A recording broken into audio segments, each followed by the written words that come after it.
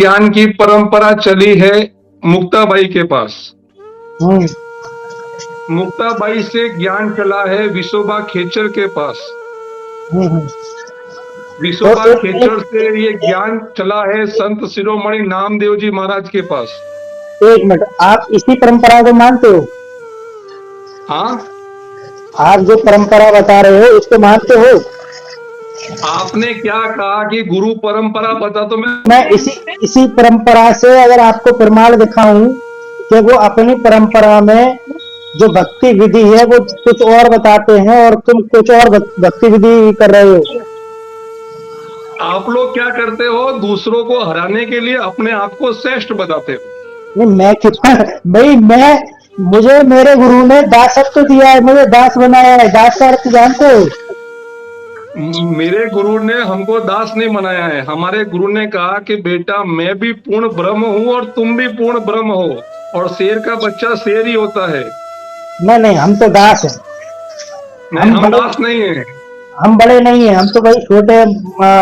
जिसके अंदर श्रेष्ठता आ जाती है तो उसके अंदर अहंकार भी आ जाता है, तो अहंकार मोक्ष का। नहीं, भगवान कृष्ण ने कहा है कि तुम मेरा अविनाशी अंश हो। जो परमात्मा की जात है वही हमारी जात है, तो हम छोटे कैसे हो गए?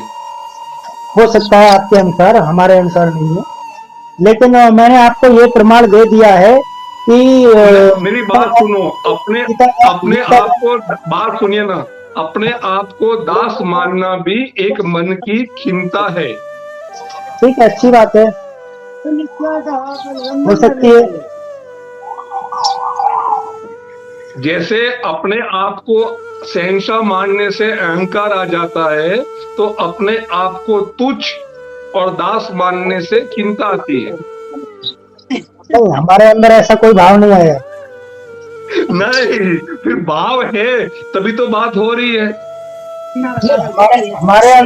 हमारे अंदर तो विनम्रता का, दया का, ऐसे भाव है हमारे। बताया है। बात सुनिए, कबीर साहब जी के एक भाई थे निश्चल दास, उन्होंने एक ग्रंथ लिखा है विचार सागर। ये विचार कहाँ से उत्पन्न होते हैं उसको पढ़िए, आपको पता चलेगा। नहीं, हमें इतने विचारों में नहीं जाना है, हमें बस। नहीं, विचार में जाना ही पड़ेगा ना, क्योंकि विचार के बिना तो आप जानोगे ही कैसा। बताइए। ये विचार है, ये विचार आपके हृदय के तरातल में कहां से आ रही है? वृत्तियां कहां से उत्पन्न होती है? मन से। नहीं, तो मन कहां से लेके आ रहा है? जो इतनी याद है, मुझे बोल रहे ये श्लोक पढ़िए, ये श्लोक पढ़िए, ये श्लोक पढ़िए, तो ये वृत्तियां कहां से आती है? मन से आती है। नहीं, मन से नहीं आती है। मन से आती तो सभी के मन में एक जैसी आनी चाहिए थी, अलग अलग क्यों आ रही है? तो मन भटकाता है ना इधर उधर।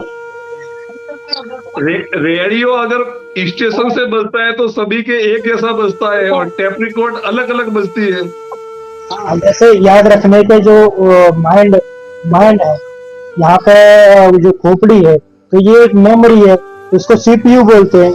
तो इस सीपीयू में याद रखने की एक मेमोरी कार्ड होती है, वहां से आती है। और ये नहीं, बताइए। आप बताइए ना फिर अशोक जी, आप बताइए क्या नहीं है तो सही क्या है वो बताइए।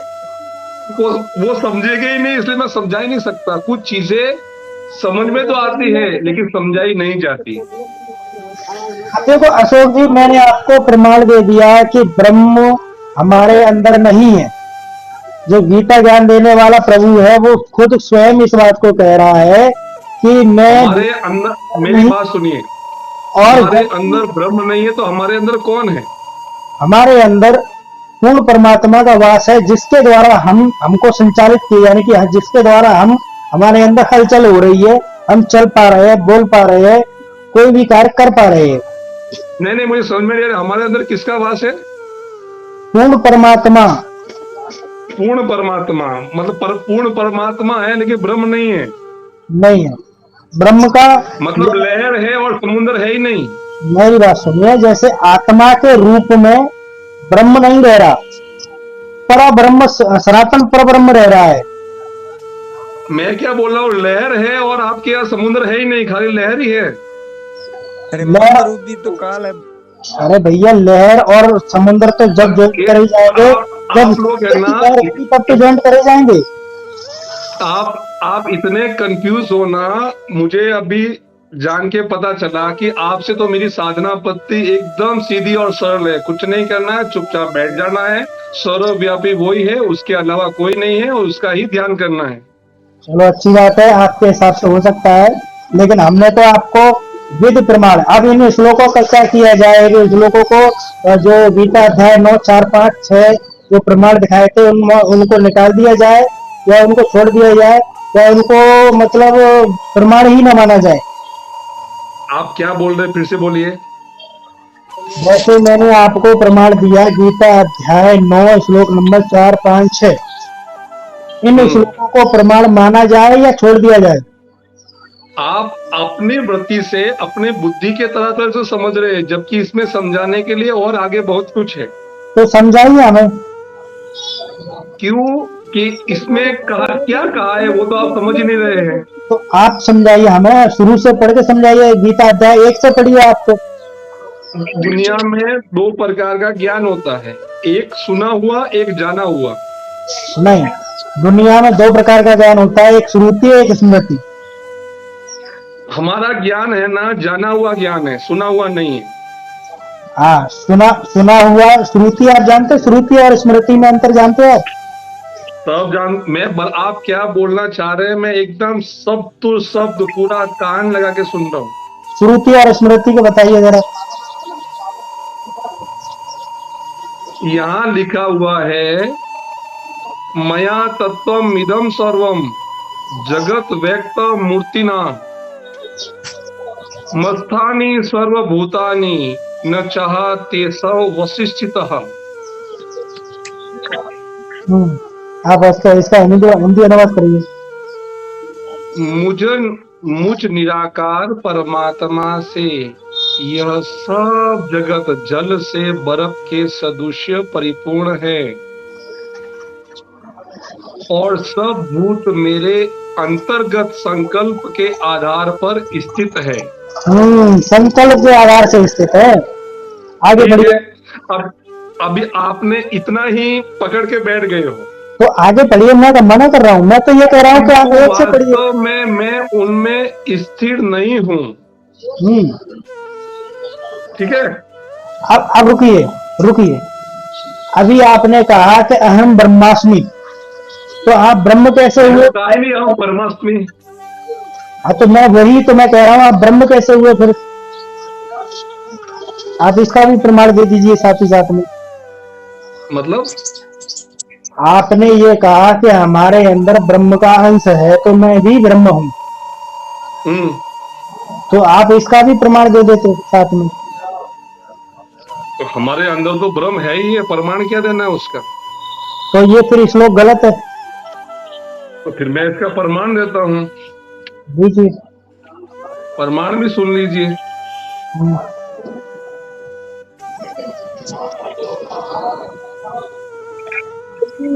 हो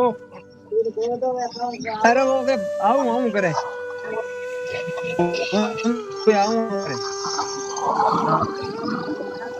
तो आज ही लास्ट में घर जाते टाइम आई घर जावा टाइम आयो ना इन्ने घर जावा टाइम आई एक बे लाटा लेना आई। श्री राम।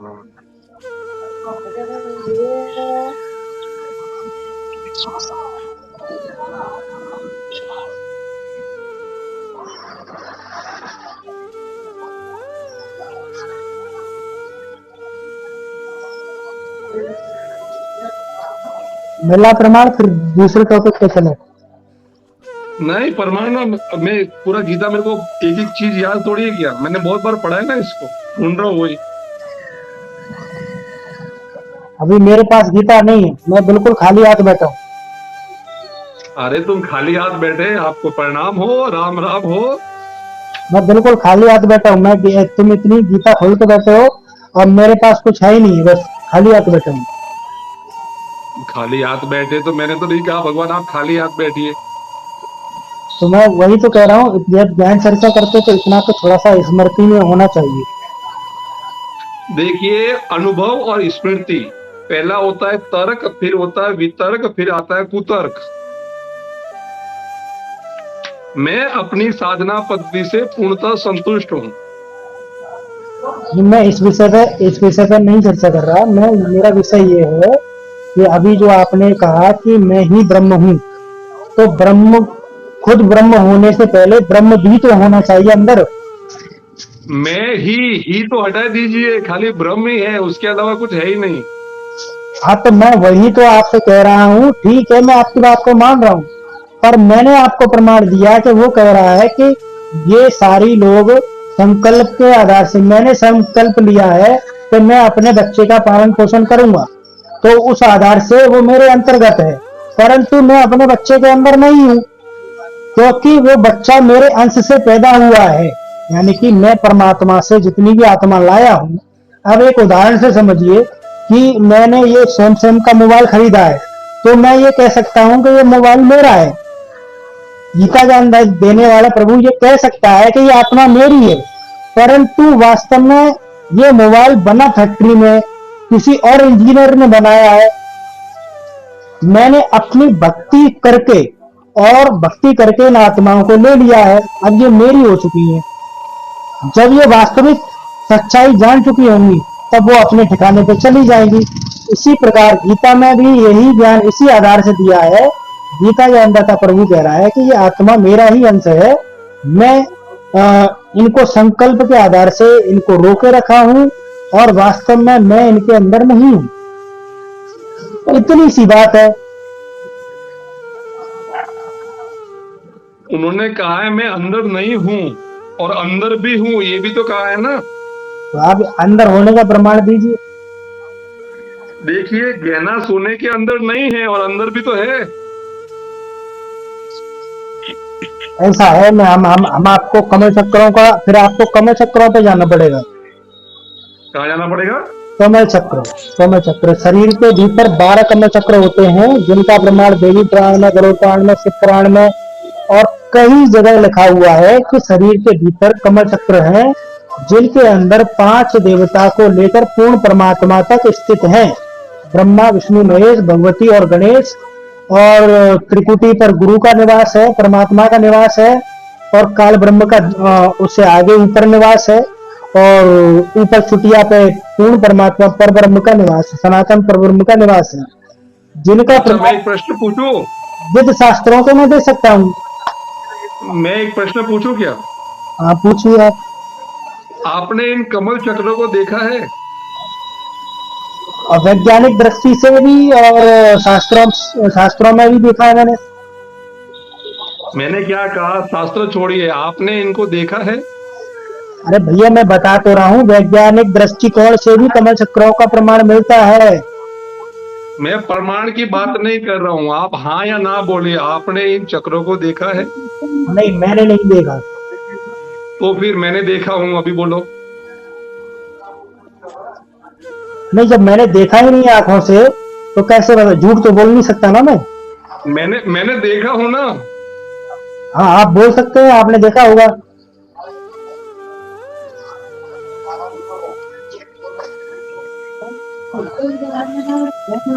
जब कोई चीज आपने देखा ही नहीं, तो आप उसके बारे में कैसे बता सकते हो? आपने शायद गीता अध्याय 16 श्लोक नंबर, गीता को छोड़िए, मैं क्या तो कह रहा हूँ, मैं वही तो आपने कह रहा जो हूँ। चीज देखा नहीं, आप उसको क्यों बता रहे हो? अरे तो फिर मैं वही तो कह रहा हूँ, मैं, आप मेरी बात सुन पा रहे हैं? शास्त्र मैं बता रहे हैं ना अशोक जी, शास्त्र में शास्त्र प्रमाण नहीं, बता रहे। एक नहीं, सेकंड। अनुभव एक ऊंची चीज होती है ना। हाँ, अनुभव, सुनिए अनुभव ठीक है, आप अपने हिसाब से अनुभव कर सकते हैं, लेकिन क्या है कि जो शास्त्र कह रहे हैं, गीता अध्याय 16 श्लोक नंबर, उसमें लिखा हुआ है साफ साफ, जो शास्त्र विधि को त्याग कर मनमाने ढंग से पूजा पाठ करता है, उसको ना सुख होता है, ना लाभ होता है, ना उसकी गति होती। तो आप पहली मनमाने ढंग पहली से, पहली बात तो चक्रों का गीता में कहीं वर्णन ही नहीं है। पुराणों में है, हाँ, पुराणों में है। पुराणों में भगवान मैंने पढ़ा नहीं तो मैं कैसे बता सकता हूँ। वो तो हमने पढ़े हैं, जब तो बता रहे हैं आपको। कौन कौन से पुराण में चक्रों का वर्णन है? गरुड़ पुराण में, शिव पुराण हाँ, में, गरुड़ पुराण में, शिव कहाँ पुराण पे? में, देवी पुराण में। शिव पुराण, गरुड़ पुराण। क्या क्या वर्णन है चक्रों का, बताइए आप वापस। तो दिखा के बताऊं तो ऐसे ही मुंह से बता दूं, विश्वास मान जाओगे? नहीं नहीं, आप बताइए तो खरी ना, हमें भी पता चले क्या क्या वर्णन है। हाँ, इसमें गरुड़ पुराण में लिखा हुआ है कि मूल आधार चक्र में गणेश जी, स्वादिष्ठान चक्र में ब्रह्मा जी, अनाहत चक्र में विष्णु जी, सॉरी, विशुद्धा चक्र में विष्णु जी, और आज्ञा चक्र में परब्रह्म का है। आज्ञा चक्र में गुरु का है, और सहस्त्रार चक्र में परब्रह्म का है। अच्छा और यही प्रमाण शिव पुराण में मिलता है, और यही प्रमाण देवी पुराण में मिलता है, और यही प्रमाण कबीर सागर में भी मिलता है। अच्छा। अब आप कहेंगे कि एक पुराण झूठा हो सकता है, दो पुराण क्या झूठा हो होता है? सकता है, लेकिन यह मैं आपको कई पुराणों से प्रमाण दे सकता हूँ कि शरीर के भीतर कमल चक्रों में पंचदेव विराजमान है, ब्रह्मा विष्णु महेश अच्छा भगवती और गणेश। अच्छा। हम्म।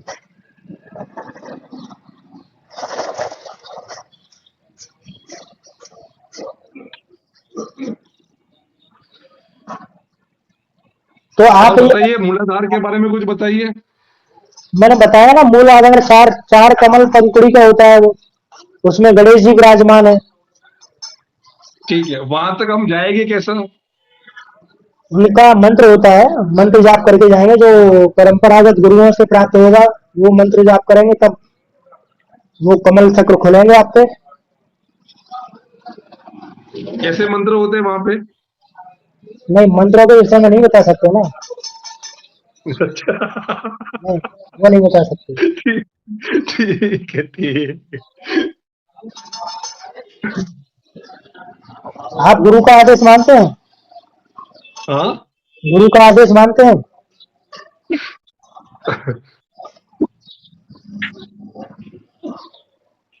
आप गए हो वहां तक? मैं आपसे ये पूछ रहा हूँ, गुरु का आदेश मानते हैं? गुरु का जो आदेश होता है उसे फोन आयो, मानते फोन हैं? आयो। राजू, गुरु का आदेश मानते हैं? देखो, गुरु का आदेश अगर योग्य होता है जरा जरा लगा दो। तो मानना पड़ता है, अयोग्य फोन होता है तो आयो, नहीं मानना पड़ता है। फोन दे, फोन लेने देगी। अच्छा अच्छा, जैसे कि आपने कहा योग है, तो गुरु जैसे आपको नाम मंत्र दिया था, नाम दिया था, नाम दीक्षा दी थी मे, आपको। मे, मेरी बात सुनिए। हम्म। अलग में इस चीज को मैं क्लियर कर देता हूँ, नहीं तो आप और भ्रम में पड़ जाओगे। मेरा सब कुछ क्लियर है। मेरी बात सुनिए ना, मैं क्या बोलना बुला चाहता हूँ के उसको बुलायो क्लियर कर देता हूँ। हम्म। तो और किताब है। फोन आवे। राजा बलि को उसके गुरु शुक्राचार्य ने 3 पग पृथ्वी न देने के लिए कहा था, कहाँ चले गए? कट गए होंगे उनका, कोई बात नहीं, दोबारा आ जाएंगे।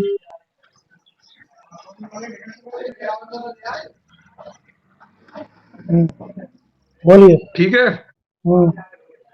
लेकिन वो आज्ञा उनकी धर्म संगत नहीं थी, इसलिए उन्होंने नहीं माना। अच्छा, तो राजा बलि पर आ गए, तो वो भी चर्चा क्लियर कर लेते हैं। जैसे विष्णु भगवान वहां आए थे, और उन्होंने 3 पग धरती ले ली, और लेने के बाद में, तो वो विष्णु भगवान वहां से लेकर के, क्या विष्णु भगवान जब वो कर्जा मुक्त हो गए थे? मैंने क्या कहा, तो उन्होंने नहीं मांगी, एक चीज नहीं मानी। हम्म। पितामह भीष्म ने भी अपने सदगुरु भगवान की एक बात नहीं मानी, हम्म। क्योंकि मानने योग्य नहीं थी। हम्म। और अगर मानने योग्य होती तो मानना पड़ता है। अच्छा अच्छा, ऐसी चर्चा कर रहा हूँ आपसे